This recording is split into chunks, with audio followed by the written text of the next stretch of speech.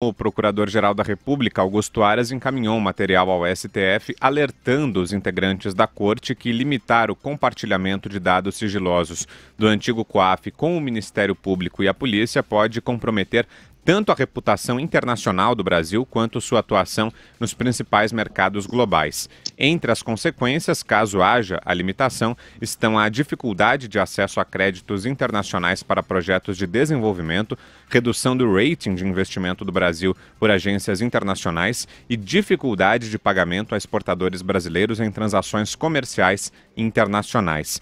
O plenário do Supremo discute amanhã se é necessária ou não a autorização judicial prévia para o compartilhamento de informações sigilosas por órgãos de fiscalização e controle. Vera.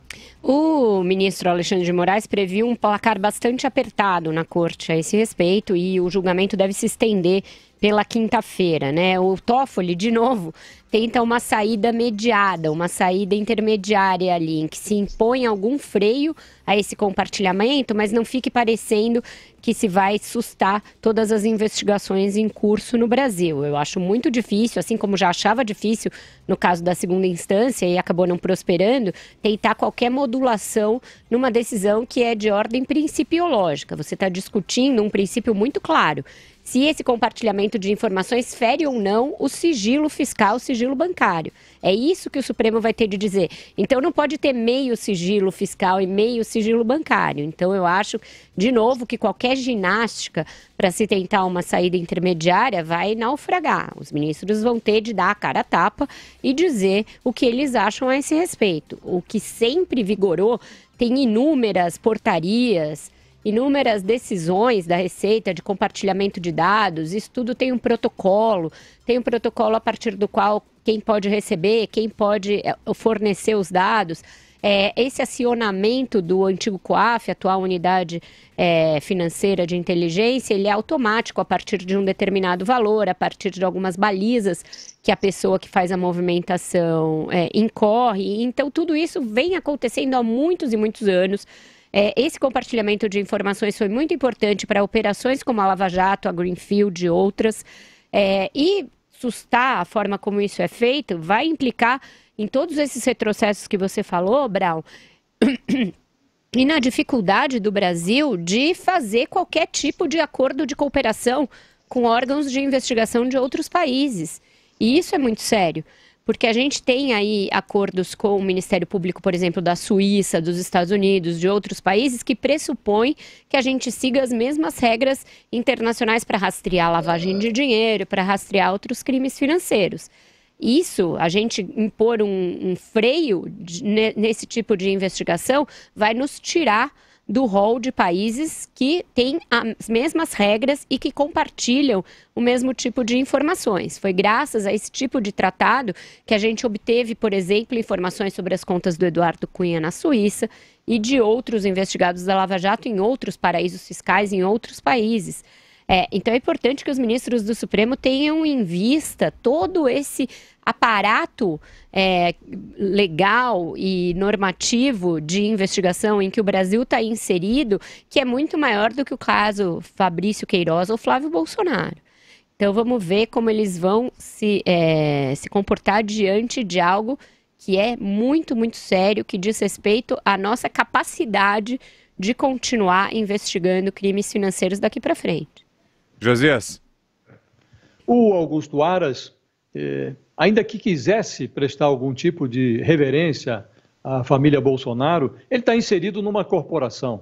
E a gente falou, na época da nomeação dele, que a corporação empurraria o Augusto Aras para frente. E é o que está acontecendo nesse episódio. A petição que foi encaminhada pelo Procurador-Geral Augusto Aras aos ministros do Supremo, pedindo que retirem do freezer não só a investigação do Flávio Bolsonaro, mas outros 935 inquéritos com dados do COAF, essa petição do Aras expõe a fragilidade do congelamento que foi determinado pelo Dias Toffoli em julho. O Toffoli se comportou mais como um político do que como magistrado. Ele importou para o judiciário uma prática que é muito usual no Congresso Nacional. O Toffoli criou o que eu estou chamando de doutrina Jabuti. O Augusto Aras realça no pedido dele que a liminar do Toffoli tratou de inquéritos baseados em relatórios do COAF num processo em que se discute outro assunto. Nesse processo, os sócios, a gente já falou disso aqui, os sócios de um posto de gasolina do interior de São Paulo questionam a entrega de dados fiscais que foram solicitados à Receita pelo Ministério Público sem autorização judicial. Aí o procurador-geral sustenta na petição dele que o presidente do Supremo ampliou ilegalmente o objeto do processo. Então ele pede o óbvio, que o Supremo se limite a julgar o caso da Receita e que deixe o COAF trabalhar em paz, realizando um trabalho que ele já faz há 2 décadas.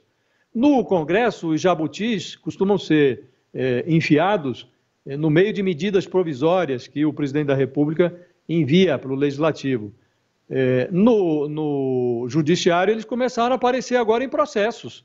E por mais ágeis que sejam, os jabutis não sobem em árvores, a gente sabe disso. Então, até agora vem se atribuindo aqui a presença desse bicho no processo que foi escolhido a dedo, atribui-se esse surgimento do jabuti à esperteza da defesa do Flávio Bolsonaro, que encontrou ali um bom processo.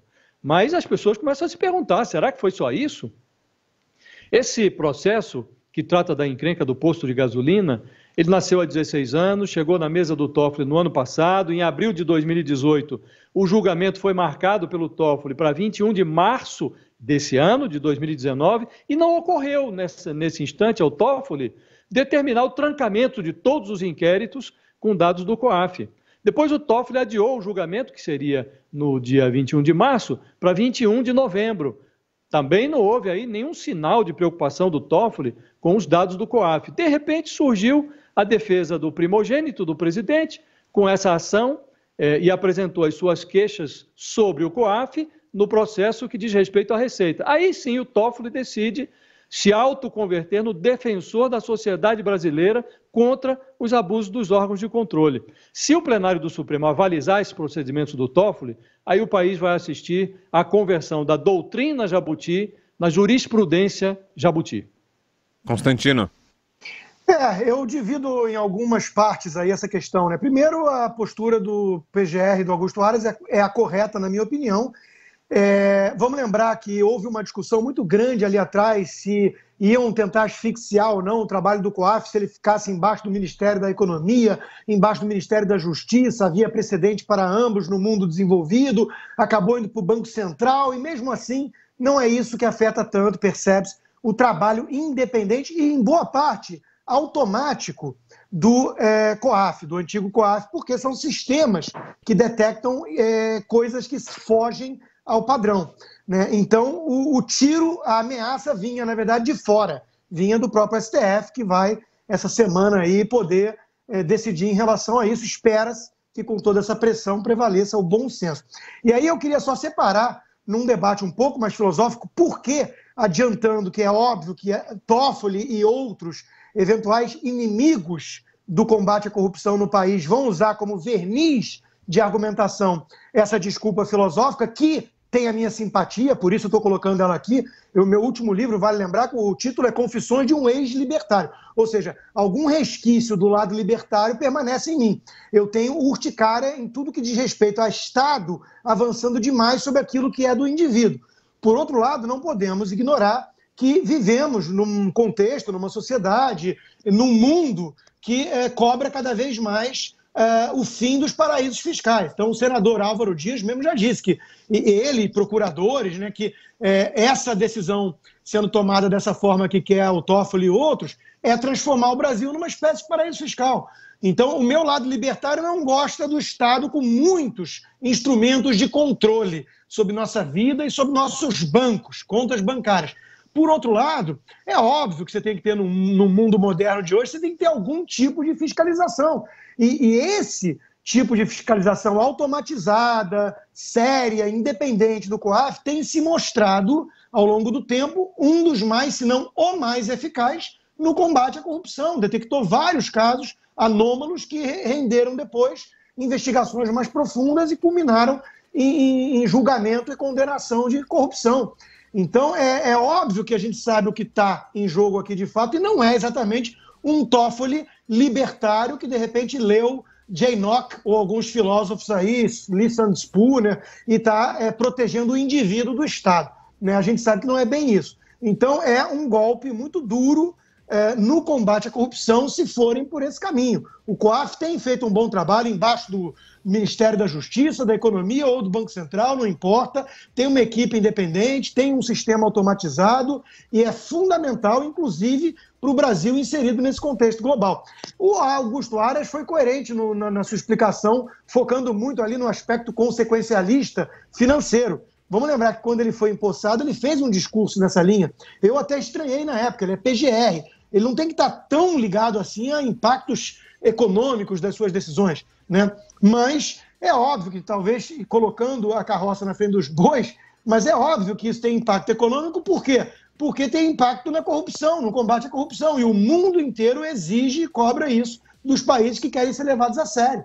Então é nesse sentido que tem impacto econômico para o Brasil, porque isso vai fazer com que o Brasil não seja tido como um país sério, que leva a sério o combate à corrupção, e isso tem consequências econômicas e de investimento. Então, nesse sentido, é fundamental manter a pressão para que o STF possa sair da frente e deixar o trabalho do COAF, do antigo COAF, continuar como vinha sendo tocado.